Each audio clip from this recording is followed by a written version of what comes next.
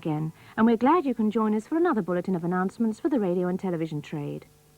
Today, a full roundup on new independent local radio stations, with one station due fairly soon and 5 more later in the year.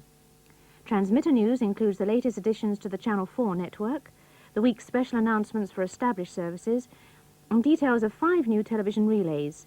In South Wales, Glencorrwg and Cwmffredor; in the north of Scotland, Melvick; and southeast of London, Croydon Old Town and New Addington. But first we focus our attention on independent local radio. The next station to come on the air is likely to be Viking Radio, which will serve the Humberside area, hopefully in time for Easter.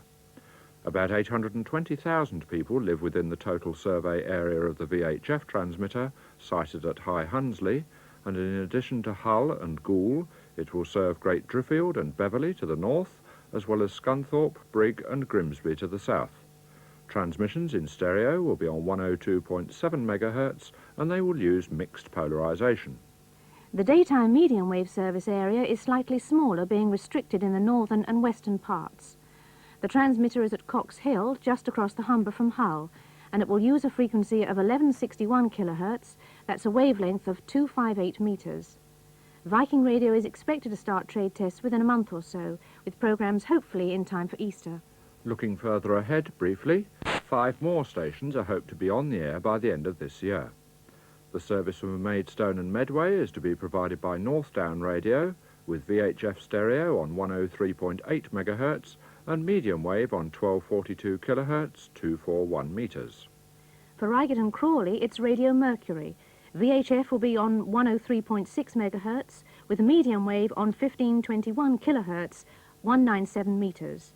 This service is expected to start during the summer. East Kent is unusual in having the benefit of 4 VHF transmitters. So far 3 frequencies have been cleared for release: 97.0 MHz from Dover, 95.9 from Westwood and 95.1 from Dunkirk, which is between Canterbury and Faversham. The 4th frequency is still to be announced, but will be radiated from the Y television relay site. Medium wave cover will be from a single transmitter at Littlebourne on 603 kHz, that's 497 metres. Network East Kent is hoped to begin programmes in late summer or early autumn.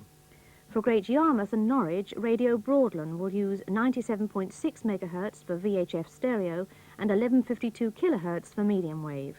Programmes are likely to start in the autumn. Finally, the franchise for Northampton, which will be operated by Hereward Radio, the existing Peterborough contractor. VHF is still to be announced, but medium wave will be on 1557 kHz, that's 193 metres.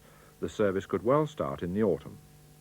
In Leicester last night, the IBA held a meeting to discuss the public's views on local radio for the area. You may remember that the original franchise holder, Centre Radio, ceased operations last October due to financial difficulties. 2 new applications have been received from Leicestershire Community Radio and Leicester Sound, and the IBA will make its decision soon, taking into account the views expressed last night. Transmitter news now, starting with Channel 4 coverage.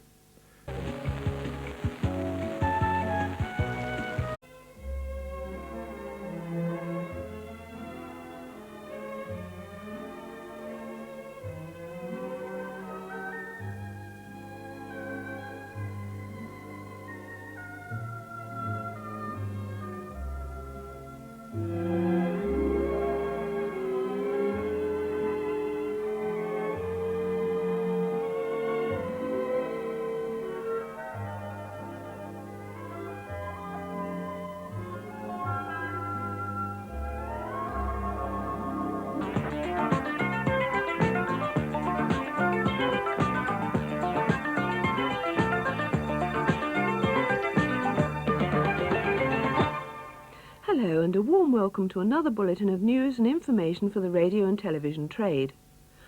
Oracle Teletext features prominently this morning with details of the new regional services, and we announce important changes to our own engineering information pages. In transmitter news, a local radio service for Humberside, the latest stations to get Channel 4, and details of brand new relays at Lostwithiel, New Radnor and Gorey in the Channel Islands.